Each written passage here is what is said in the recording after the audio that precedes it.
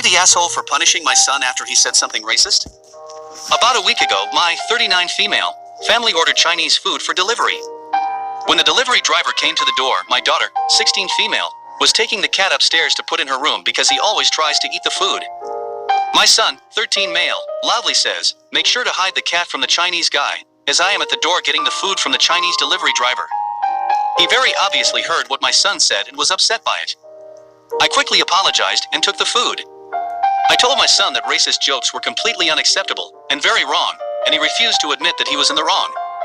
So, later that night I forced my son to write a sincere apology to the delivery driver. His name was on the receipt, as well as write a one-page paper on Chinese culture and a one-page paper on why racism is perpetuated by racist jokes and stereotypes. Then the next day I took him to the restaurant and had him read his apology aloud to the delivery driver, as well as give him the papers he wrote. The driver was very appreciative of the apology and thanked me for making my son do it.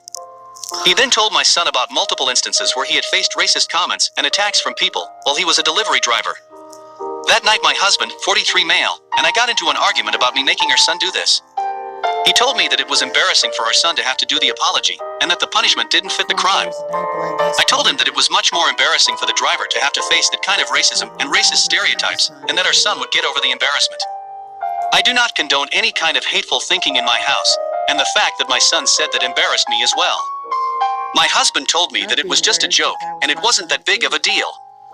I feel like I might have overreacted some, but I think it's important to help my son understand how what he said was wrong and hurtful. So, am I the asshole?